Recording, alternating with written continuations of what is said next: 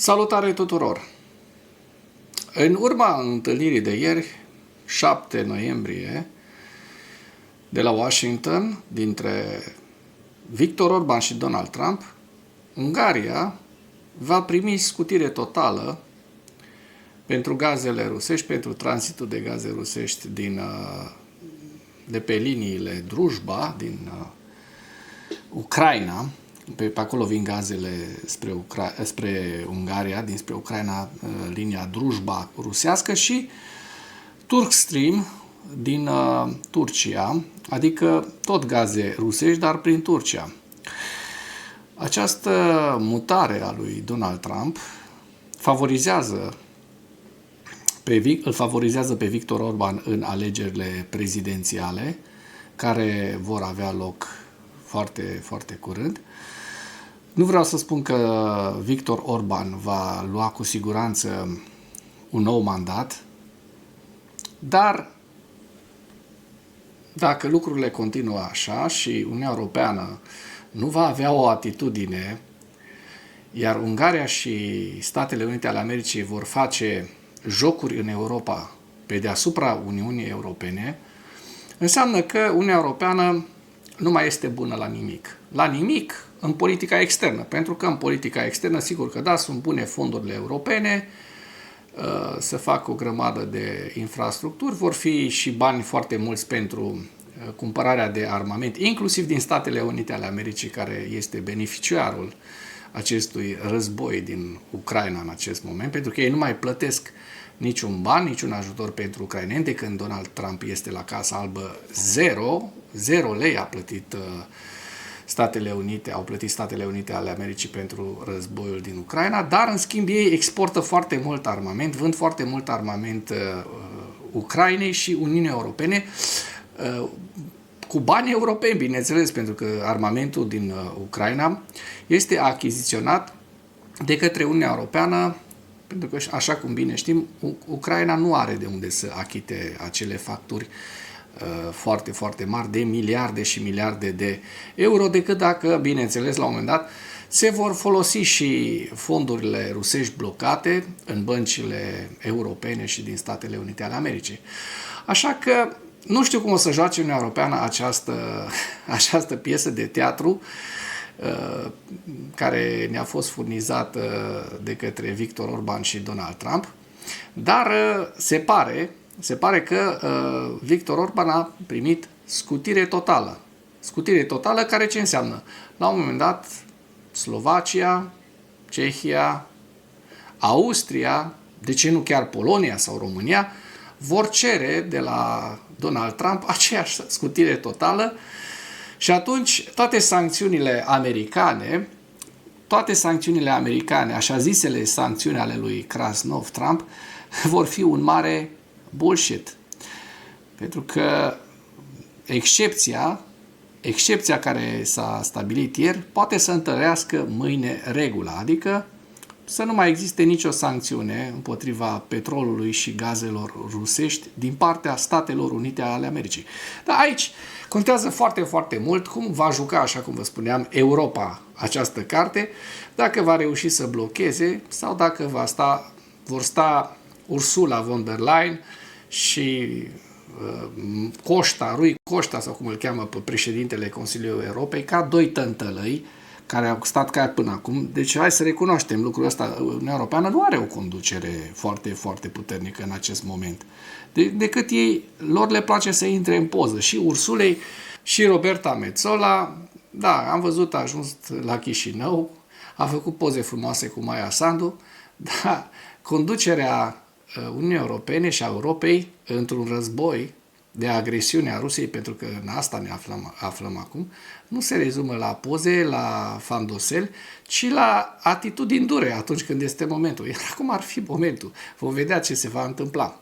Subiectele principale ale analizei noastre de astăzi sunt: Donald Trump ia în considerare scutirea Ungariei de sancțiunile asupra petrolului și gazelor rusești.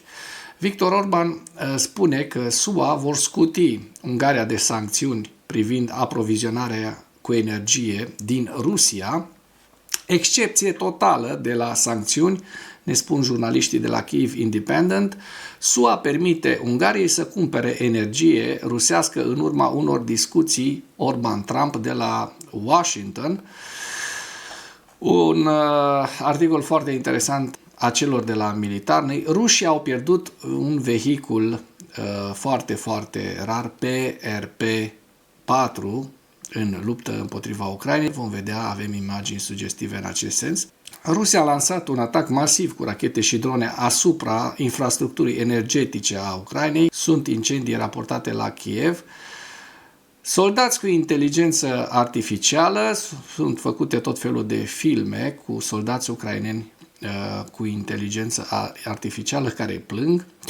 Iată un material al celor de la Kyiv Independent care ne spune cum manipulează deepfake-urile discursul de mobilizare al Ucrainei. Ați văzut probabil foarte mulți acele filmulețe cu soldați mai puțin sau mai mult plinuți, ca să nu spun grăsuți, mobilizați ucraineni care plâng. Ei bine, foarte, foarte multe dintre aceste filme sunt false. O să vă prezint și acest lucru în materialul de astăzi. Trump ia în considerare scutirea Ungariei de sancțiunile asupra petrolului și gazelor rusești. Prim-ministru Viktor Orban l-a vizitat ieri 7 noiembrie pe Trump. Reporterii l-au întrebat pe Trump dacă va acorda Ungariei o derogare de la sancțiunile americane împotriva petrolului și gazelor rusești. Desigur, analizăm acest aspect deoarece au dificultăți mari în a obține petrol și gaze din alte regiuni. După cum știți, sunt fără ieșire la mare. Este o țară minunată, o țară mare. Cât de mare poate să fie Ungaria, o țară destul de mică, mai mică decât România, care este o țară medie, cu o populație jumate cât a României, 10 milioane de locuitori sau 11, rămâne de văzut, dar Donald Trump știe că Ungaria este o țară mare, dar sunt fără ieșire la mare. Nu au porturi, deci au o problemă dificilă, a spus Trump. Întrebat de posibilitatea unei întâlniri cu Vladimir Putin la Budapesta, Trump a spus că există întotdeauna șanse. După cum se știe, Orban încearcă să-l determine pe Trump să scutească Ungaria de sancțiunile americane împotriva Rosneft și Lukoil și a pregătit o propunere energetică la scară largă pentru SUA. Orban intenționează de asemenea să-l convingă pe Trump să se întâlnească cu șeful Kremlinului, adică, cei doi care sunt amândoi fan Putin, atât Victor cât și Donald. Nu știu unde va duce această propunere și întâlnire, dacă mai reușește să-l combine pe Trump să vină la Budapesta după această scutire pe care a primit-o. Atunci Viktor Orban va mărșălui în fanfar pentru un nou mandat de premier. Orban a declarat că SUA vor scuti. Așa am prezentat în mare parte acest lucru. Am primit o scutire completă de sancțiuni pentru conductele Turkish Stream și Friendship, probabil Drujba. Prin urmare, Ungaria poate continua să cumpere petrol și gaze din Rusia. Orban spune că acest lucru va proteja reducerea facturilor la utilități și că Ungaria va continua să aibă cele mai mici prețuri la energie. În timp ce Donald Trump se opune în general ca alte țări să cumpere energie rusească, Orban a declarat că a primit aprobare în această privință din partea președintelui SUA cu ușile închise. V-am spus la început în introducere, nu mai intrăm în detalii, dar lucrul ăsta mi se pare foarte, foarte periculos. Această excepție mi se pare foarte periculoasă pentru Europa și pentru Occident în general. Iată ce spun jurnaliștii de la Kyiv Independent. SUA au acordat Ungariei o scutire de la sancțiunile impuse asupra utilizării petrolului și gazelor din Rusia în urma unei întâlniri dintre Orban și Trump care a avut loc ieri 7 noiembrie. Am primit o scutire completă de sancțiuni pentru conductele Turkish sau Turkstream și Drujba, a declarat Orban. Reuters a relatat că scutirea a fost acordată pentru un an. Orban, un aliat ideologic apropiat al lui Trump, a sfidat presiunile de a opri achizițiile de petrol și gaze rusești după ce administrația Trump a impus sancțiuni giganților energetici Lukoil și Rosneft la sfârșitul lunii octombrie. Orban a declarat că Ungaria a căutat modalități de a ocoli restricțiile. Da, întregul material, link în comentarii, pentru că mai sunt niște lucruri care sunt povestite pe aici. N-avem timp de povești. Rușii au pierdut vehicule PRP-4 rare în luptă și avem imagini foarte sugestive în acest sens. Trupele rusești au încercat să străpungă linia de apărare a pușcașilor marini ucraineni, folosind vehicule de luptă a infanteriștilor ucraineni, hai să traducem corect, folosind vehicule de luptă de recunoaștere rare PRP-4. Videoclipul a fost lansat de batalionul 503 separat de marină. În timpul înaintării, unul dintre vehicule a lovit o mină. Vedem cum pătrund aceste două vehicule blindate care transportă soldați ruși. Vedem aici 1, 2, 3, 4, 5, 6 bucăți. 6 bucăți carne de tun care pătrund, unul dintre ei a sărit în aer. Iată-l șchiopătând. Deci ambele vehicule de luptă au fost de asemenea distruse pe baza elementelor structurale caracteristice, în special a turelei. Comunitatea OSINT a stabilit că vehiculele de recunoaștere PRP-4 în modificarea lor deuterium sau backgammon au participat la asalt. Rusia a lansat un atac masiv cu rachete și drone rusești asupra infrastructurii energetice a Ucrainei. Sunt raportate incendii. În noaptea de 7-8 noiembrie, Rusia a lansat un atac de amploare asupra orașelor ucrainene, folosind o combinație de drone și rachete pentru a ataca ținte din întreaga țară. Grupurile de monitorizare au raportat că Rusia a lansat rachete hipersonice Kinjal, precum și rachete de croazieră și balistice în diferite regiuni ale țării, adică orașele Kremenchuk, Kiev, Dnepropetrovsk, Kharkiv, Chernihiv, care au fost ținta principală a atacurilor rusești, loviturile văzând și comunitățile din regiunile Dnepropetrovsk, Kharkiv, Poltava.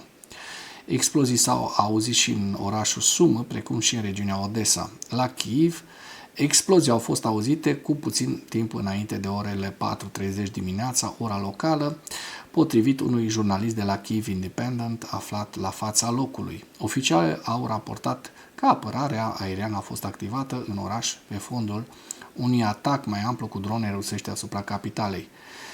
Klitschko, primarul capitalei, a raportat că a fost un incendiu în districtul Pecherski din cauza căderilor de resturi de drone. Serviciul de urgență de stat a raportat că 4 camioane mici au luat foc în district, adăugând că structuri și mașini parcate în apropiere au fost de asemenea avariate. Deci acesta a fost un atac asupra infrastructurii de energie a Ucrainei, un alt atac, o altă crimă de război a Rusiei. Iată cum se manipulează, cum folosește Rusia tehnologia AI pentru a fabrica soldați care plâng și hai să vedem despre ce e vorba, care plâng că nu vor să fie înrolați, spicuim din acest material, lacrimi, panică și tineri soldați ucraineni care imploră ajutor, o nouă campanie de dezinformare care folosește inteligența AI, cum altfel, pentru a fabrica videoclipuri cu eforturile de mobilizare ale Ucrainei, inundă platformele de socializare. Profilurile false de pe TikTok și X și alte platforme răspândesc videoclipuri generate de inteligența artificială, subtitrate în mai multe limbi. Clipurile, vizionate de milioane de ori, prezintă o presupusă mobilizare forțată a unor bărbați ucraineni de 22 și 23 de ani, despre care se presupune că ar fi fost trimiși pe front.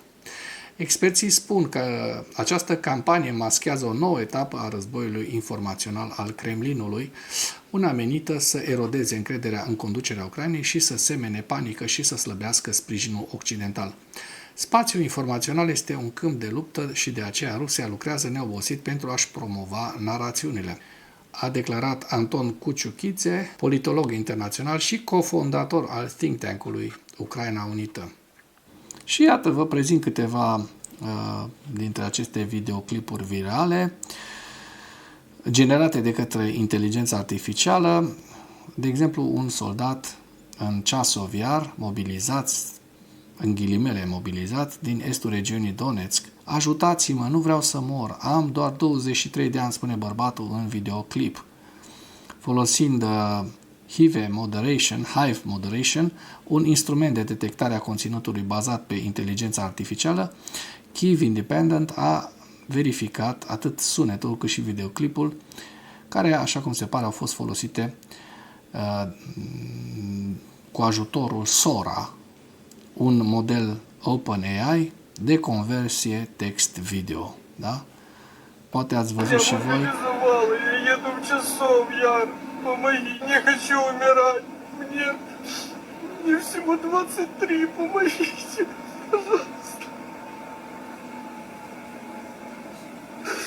Lacrimogen, nu? Reușesc rușii să facă rost de aceste tool-uri, de aceste unelte inventate de Occident, tehnologia AI, pentru a da Occidentului cu ele în cap. Și platformele de socializare, din păcate, nu fac deosebire. De fapt, Moscova ce intenționează să facă prin acest lucru, să demobilizeze Ucraina și să submineze campania de mobilizare din Ucraina. Vă las link în comentarii pentru a parcurge întreg materialul. Acum trecem la ziua 1354 a războiului din Ucraina.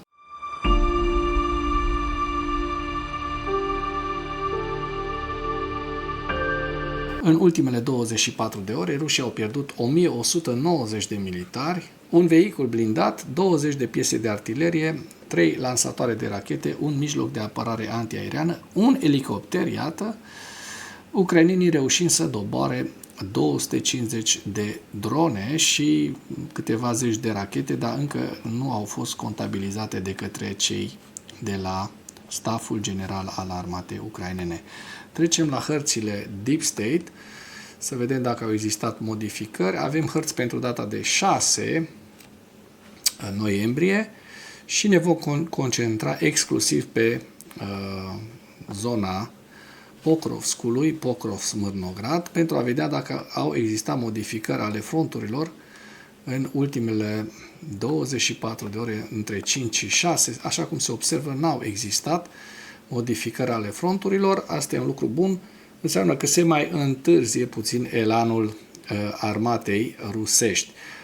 Totuși, rușii au avut un mic avans la nord de Pokrov-Smârnograd, înspre Dobropilea. Vedem că au reușit un avans de aproximativ 1 kilometru pătrat, total nesemnificativ.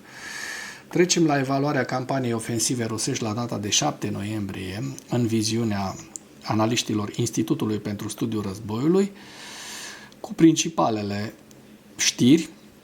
Forțele rusești continuă să avanseze în direcția Pokrov și se pare extind logistica până în sudul orașului Pokrovsk.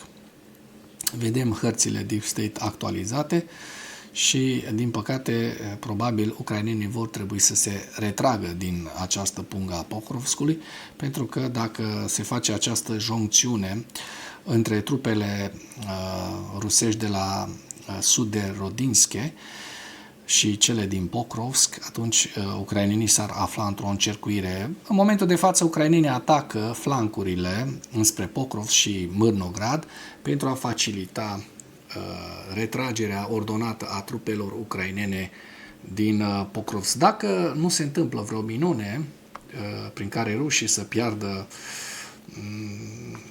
lupta în această zonă, atunci eu zic că în maxim o săptămână jumate, rușii vor ocupa, din păcate, această regiune a Pokrovsk-Mârnogradului. Aici se vede și mai bine cât de aproape sunt să facă această joncțiune rușii. Disponibilizările de la principalul producător de tancuri din Rusia, Ural, da? Fabrica Ural, indică faptul că Rusia s-ar putea confrunta cu dificultăți în a echilibra nevoile industriale, civile și de apărare, deoarece restricțiile economice degradează din ce în ce mai mult performanța economică a Rusiei. Baza industrială de apărare ucraineană continuă eforturile de dezvoltare a capacităților locale de producție și export de arme. Autoritățile europene continuă să raporteze incursiuni ale dronelor neidentificate în spațiul aerian NATO. Forțele ruse au avansat în zona tactică Kostiantinivka, Drujivka și lângă Liman, Pokrovsk, Novopavlivka și Huaiopole. Și vedem în final, vă prezint hărțile Institutului pentru Studiul Războiului la data de 7 noiembrie, cu axa de nord, regiunea Sumă, Kharkiv, Lugansk, Borova-Liman, Liman, Donetsk, Kostiantinivka, Drujivka, Dobropilea, Novopavlivka, Zaporojie, deci vorbim despre estul Zaporojie și Herson. Și cu aceste ultime detalii închei materialul nostru de astăzi cu îndemnul: dacă ați găsit informații utile în acest videoclip, nu ezitați să-l distribuiți pentru a ajunge la cât mai multă lume. Mulțumesc mult!